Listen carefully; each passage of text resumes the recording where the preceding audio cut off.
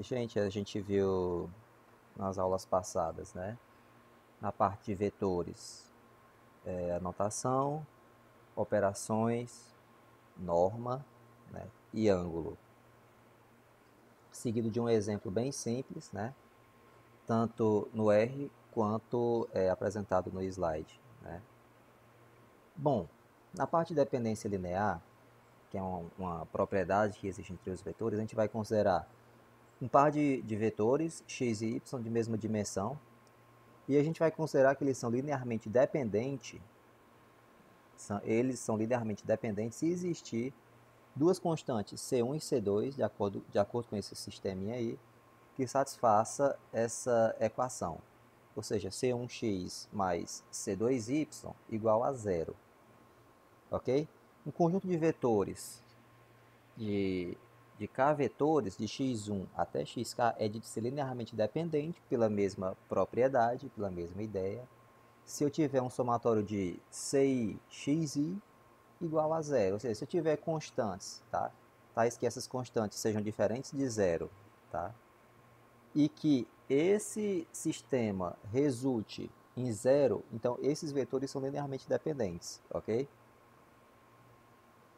Então, a dependência linear implica que pelo menos um vetor, conjunto de vetores, pode ser escrito como combinação linear dos outros vetores. Por isso que a gente chama de linearmente dependente. Vejam aqui a ideia. Se eu tenho aqui, ó, C1x mais C2y igual a zero, se eu isolar y, vai ficar igual a menos C1x sobre C2. Ou seja, eu estou conseguindo reescrever o vetor y em função de x. Então veja que a definição é um pouco chata, né? Mas você, pela própria expressão da propriedade, você consegue definir dependência linear.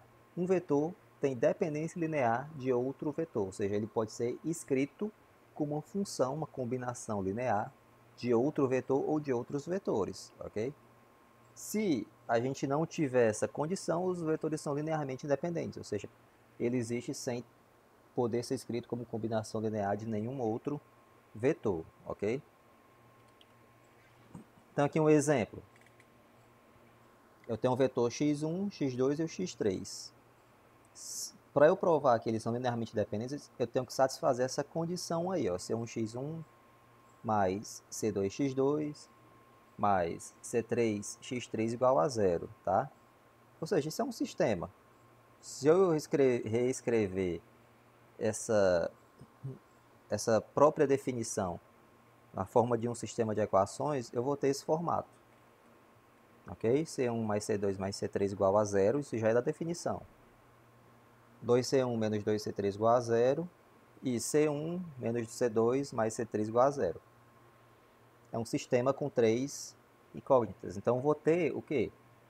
Eu vou achar os valores de C1, C2 e C3. Se esses valores forem diferentes de zero, tá?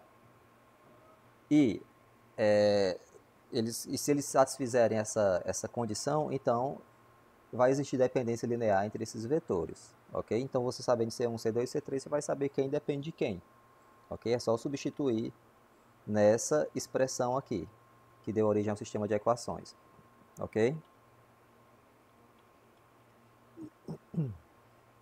Então, a única solução nesse caso, eu já coloquei, de que C1, C2 e C3 satisfaçam essa condição é que eles sejam igualmente iguais a zero, né? Então, o que é que significa?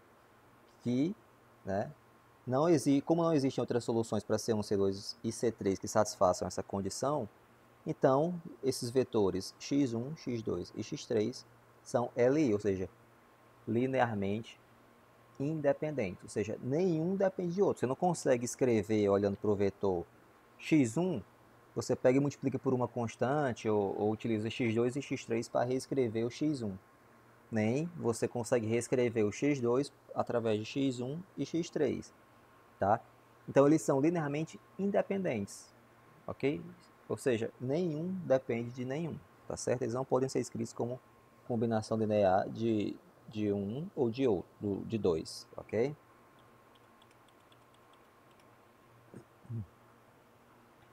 Então, ó, depois de dependência linear, vai ser útil? Vai. Obviamente, eu estou revisando esses assuntos, mas vocês já devem ter visto todos esses conteúdos em álgebra linear, tá? Mas eu acho interessante revisar porque essa base vai ser importantíssima para essa disciplina. Então, eu prefiro revisar, tá? E para vocês terem acesso a esse conhecimento, ok? Então, a gente viu operações, até ângulos, norma, dependência linear, que é um conceito, é uma definição muito importante. Não para a gente precisar fazer esse sistema, mas precisar identificar essa dependência linear. E o outro é a projeção. Então, o que é a projeção? Se eu tiver dois vetores x e y, quaisquer, eu vou ter a fórmula da projeção. Projeção de x em y. X' y dividido por y' y vezes y. Então, a gente pode escrever y' y como sendo, já até coloquei aí a demonstração, né? Produto das normas de y, que é raiz de y' y, vezes raiz de y' y, vai dar y', y, ok? Então, isso reescrevendo, a gente pode deixar de que forma? X' y, tá? Sobre a norma de y, vezes 1 sobre a norma de y, vezes y. E isso aqui, o que é que significa? Esse 1 sobre a norma de y vezes y, eu vou ter um vetor normalizado, tá? Então, essa segunda parte, 1 sobre a norma de y vezes y, essa parte tem a norma unitária. Como eu estou vendo, a gente vai perceber que eu vou ter uma projeção de x em y, eu vou ter que 1 vai estar nesse formato aqui. Então, eu vou ter a projeção, de acordo com essa figura, do vetor x sobre o vetor y, tá? Então, vejam como é claro que a projeção é essa sombra que eu destaquei.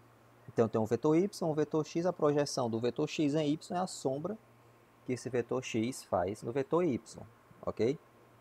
Se a gente for observar, isso aqui é um triângulo retângulo.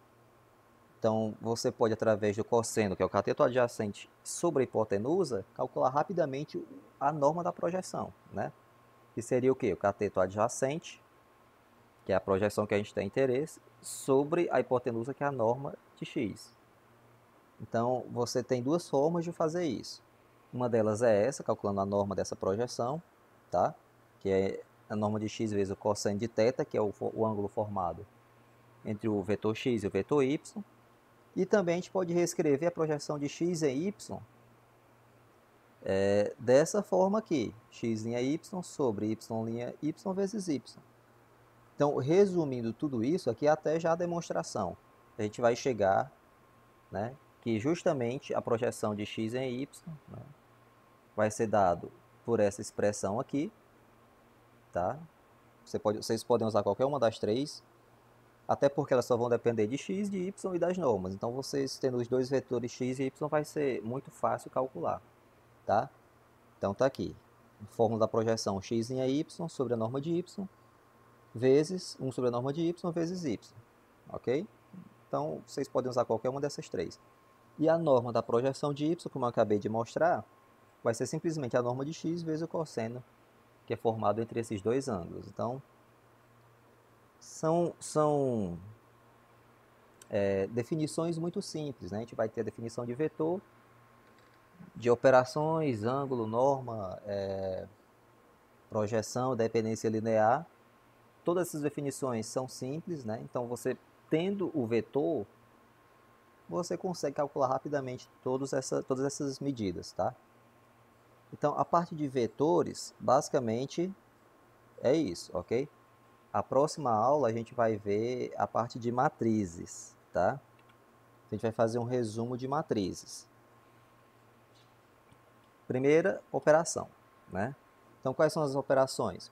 Antes de saber as operações, a gente tem que, obviamente, né, definir a notação de matrizes, ok?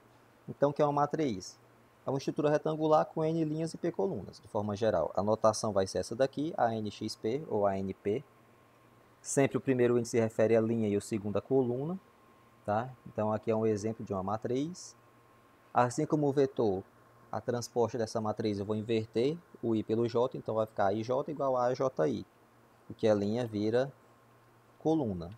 No R, a definição de vetor é simples, usa o Czinho lá como eu já coloquei no outro exemplo e vocês já bem devem saber.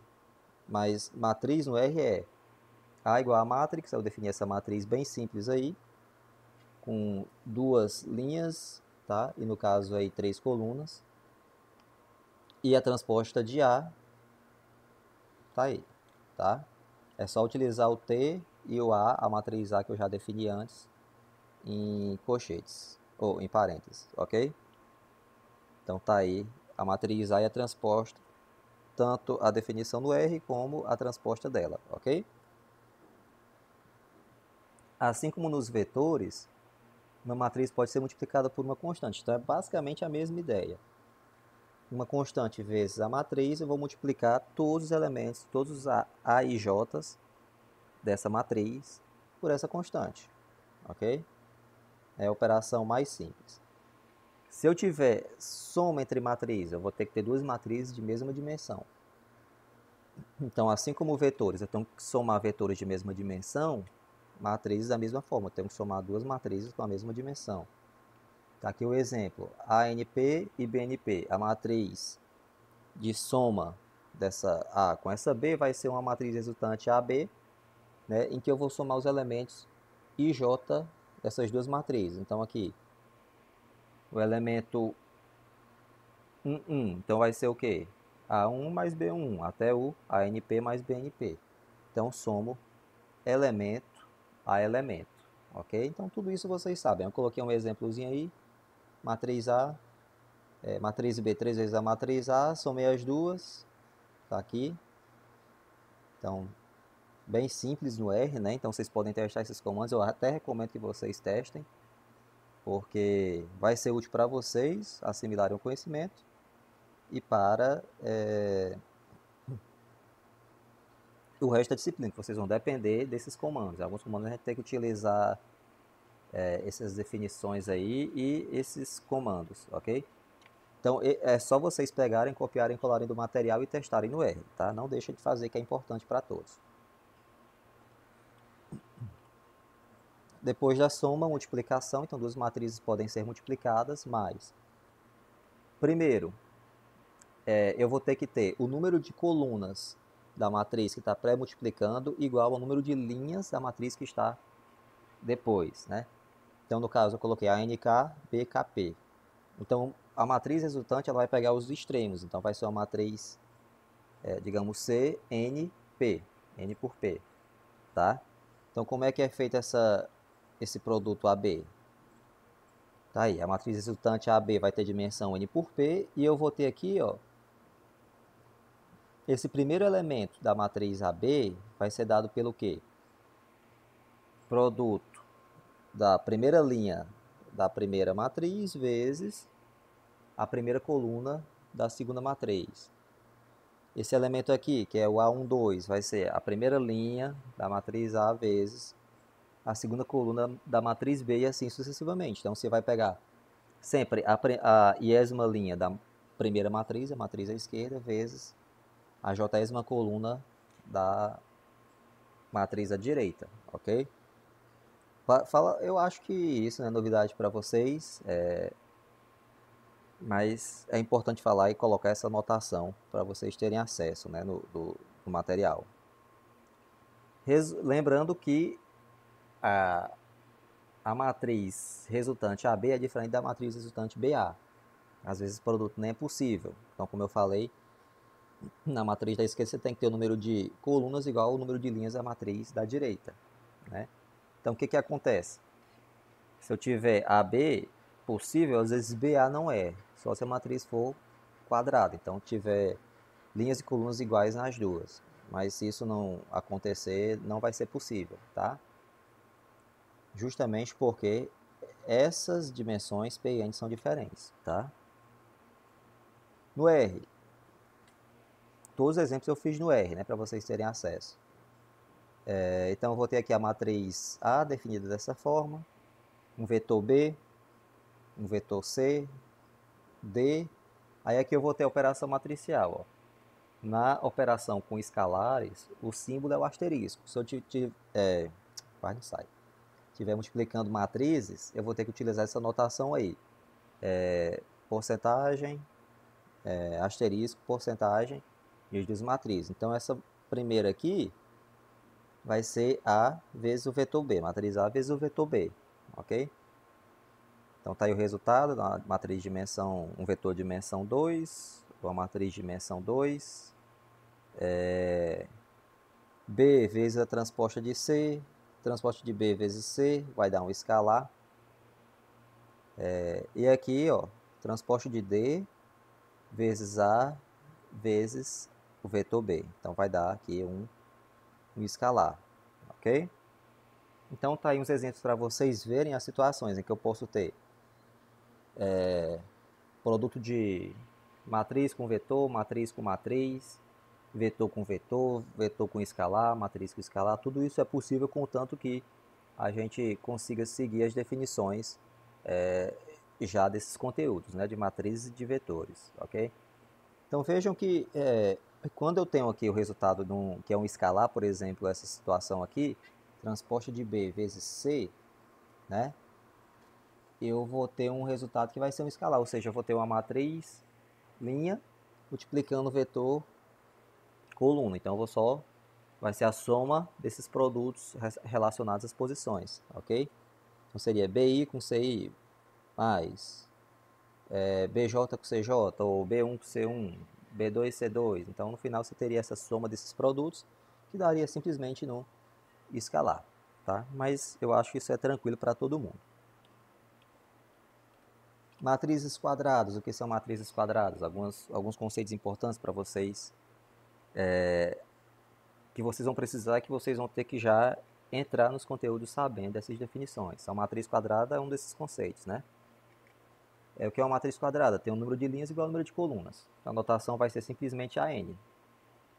Se eu tenho n linhas e n colunas, a matriz A vai também ser chamada de AN, tá? A matriz quadrada é dita ser simétrica quando A igual a linha, ou seja, a transposta é igual a normal, a matriz normal.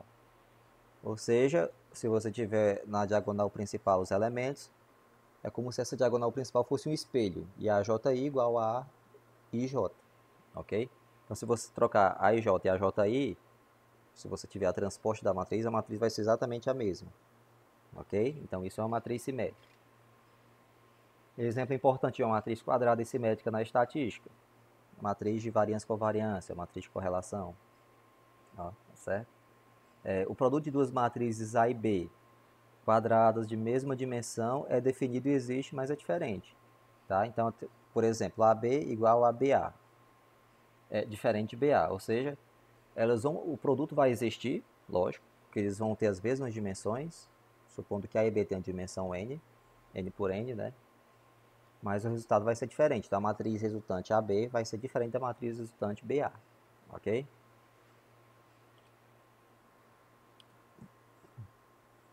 Outras matrizes conhecidíssimas que serão úteis para a gente. A matriz identidade, que é uma matriz quadrada, simétrica. Todos os elementos são zeros, exceto os elementos da diagonal principal, que são 1, ok? A matriz nula, matriz também é quadrada e simétrica, todos os elementos são zeros, então são os dois operadores nulos, né? Matriz identidade da multiplicação, então está aqui AI, A vezes I igual a A, I vezes A igual a A também. E 0 mais A vai dar a própria matriz A, ok? Então são os dois operadores nulos, a identidade para a operação de multiplicação e a matriz nula para a operação de soma. Outra definição importante para a gente saber é a definição de inversa. Então, o que é isso? Eu tenho um produto AB igual a BA, que vai ser igual à identidade, então B vai ser inversa de A. É como se tivesse um escalar 2 vezes 1 sobre 2. Então, qualquer produto que eu tiver que o resultado vai ser uma identidade, por exemplo, AB igual a BA, que vai ser identidade, então B vai ser a inversa de A. Então, é a mesma ideia de um escalar. 2 vezes 1 sobre 2, 1. A vezes A menos 1, que é a identidade. A menos 1 vai ser a identidade, tá? Essa B vai ser a chamada inversa de A. E uma matriz quadrada qualquer, que tem a dimensão K, admite inversa se todas as suas colunas forem linearmente independentes, certo? Então, o que é que significa isso? Para uma matriz A admitir uma inversa, ou seja, para a matriz A admitir A menos 1, ela vai ter que ter todas as suas linhas linearmente independentes. Por isso que esse conceito foi dado e ele é importante, tá? Esse conceito a gente pode também associar de dependência linear ao posto ou rank.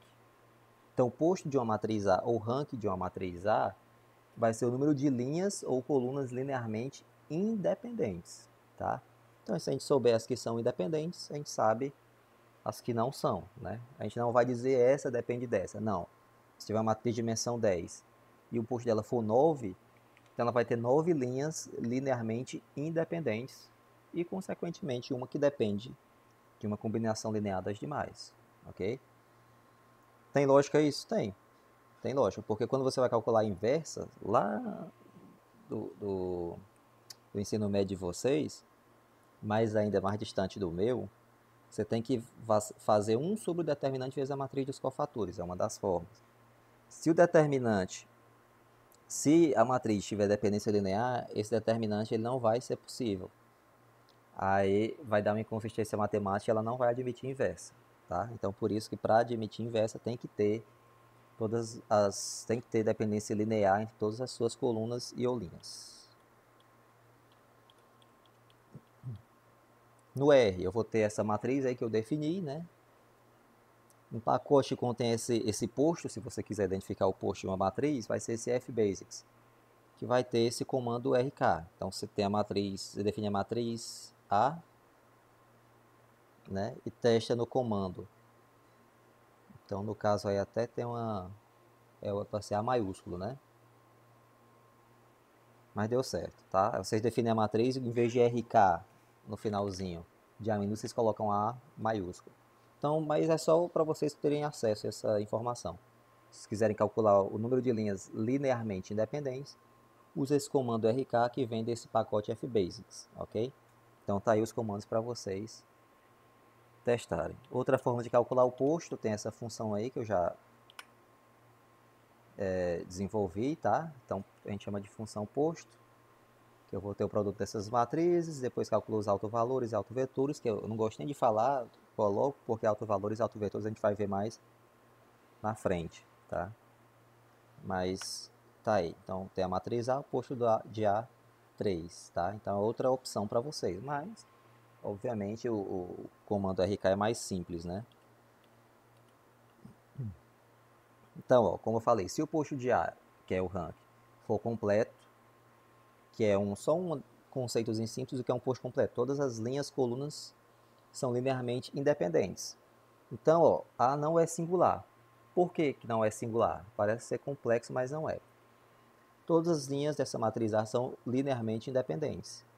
Então, ela admite inversa. A admite a inversa, que é A menos 1. E, consequentemente, o determinante de A vai ser diferente de zero. Tá? Então, aqui um exemplo. Coloquei essa matriz 3, 2, 4, 1, né? O determinante dela vai ser menos 5. Se o determinante é menos 5, a gente consegue calcular a inversa dessa matriz. Se o determinante for igual a zero, já é uma das formas, significa que existe dependência linear em pelo menos uma linha ou coluna dessa matriz. Então, o determinante também é uma das formas de identificar isso. Se existe dependência linear dentro dessa matriz, ok? Um exemplo aí de uma matriz quadrada. 3, 2, 4, 1. Né? A inversa de A, ou seja, de A2, que é uma matriz quadrada de dimensão 2, vai ser essa daí. 0.2, menos 0,2, 0,4, 0,8 e menos 0,6. Por quê? Se eu tiver A2 menos 1 vezes A2, vai dar a própria identidade de dimensão 2, ok? Então, essa é a inversa de A.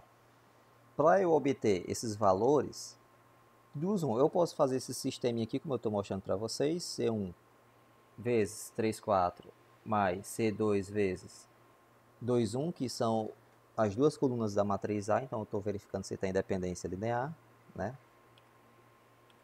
E no R, que eu acho mais fácil, você pode simplesmente usar o comando solve. Tá? Então tá aí, o solve da matriz A vai ser exatamente a matriz que eu coloquei. Então, dentro de matriz as operações são as mesmas, mais e menos para soma e subtração. Para multiplicação tem que ser o asterisco, igual no escalar, mas entre os símbolos de porcentagem. Para inversa, você usa o solve. Para determinante, você usa o det. Tá? E para posto, você usa o RK, do pacote FBasics. Então, com esses comandos, a gente já tem acesso a várias definições rápidas em matrizes no R. Obviamente, eu não vou pedir para vocês calcularem, fazerem isso na mão, né? Já que a gente tem acesso a um software poderoso que é o R. Tá? Mas aí vocês vão ter como calcular tudo isso, tanto em vetor quanto em matriz, tudo isso no R. A gente não vou colocar vocês aqui para fazerem um esforço de fazer isso na mão, tá? Outro conceito importante de uma matriz quadrada é o de matriz ortogonal. Vejam a definição como é simples. Ó. A vezes a linha é igual a linha vezes A, que é a identidade. Ou seja, a transposta vai ser igual à inversa. Ou seja, as linhas têm as seguintes propriedades. Vejam só as propriedades da linha. A e linha vezes AI igual a 1. Ou seja, você está multiplicando a linha, né, vezes a própria linha no formato coluna, né, o próprio vetor no formato coluna, vai dar igual a 1. E se você fizer qualquer outra AI linha vezes AJ, vai ser igual a 0, C diferente de 0. E diferente de J, perdão. Então, o que é que isso significa? Se eu estiver multiplicando o vetor por ele mesmo, vai dar igual a 1, e o vetor por qualquer outro vetor que não seja ele, vai dar 0. Ok? Então, isso significa o quê? Se eu tiver um vetor aqui vezes ele mesmo, um vetor linha vezes ele mesmo vai dar 1, ou seja, é como se isso se remetesse ao ângulo entre os vetores. Eles estão com essa angulação, tá? De 180 graus, ou mais precisamente 0. Tá? E se eu tiver aí com a IJ, ele vai estar numa situação de independência linear, ou seja, eles vão estar formando em torno de um ângulo de 90 graus. Não necessariamente 90, né, mas em torno de 90. Mas pela definição vai ser 90 graus, ok? Isso serve para linha e para coluna, tá? Bom, então tudo isso que eu falei vai servir de base para a gente calcular, chegar em autovalores e autovetores. Mas eu acho que a gente já viu vetores e matrizes, e eu vou deixar autovalores e autovetores para uma aula mais específica, para focar só nisso, tá? Porque até matrizes, não que autovalor e autovetor seja difícil, mas eu acho que a gente vai em vetor, matrizes, definições, alguns conceitos e operações, que é bem simples, aí vocês vão ter acesso à parte de vetores, dependência linear e matrizes, propriedades, e depois autovalores e autovetores, forma quadrática, decomposição espectral, que é para deixar bem quebradinho, para quando vocês chegarem em componentes principais, já terem uma base bem firme, ok? Não esqueçam de fazer esses comandos no R, vai ser muito importante para vocês, tá? Beleza, gente? Então depois eu vou disponibilizar essas aulas para vocês, joia?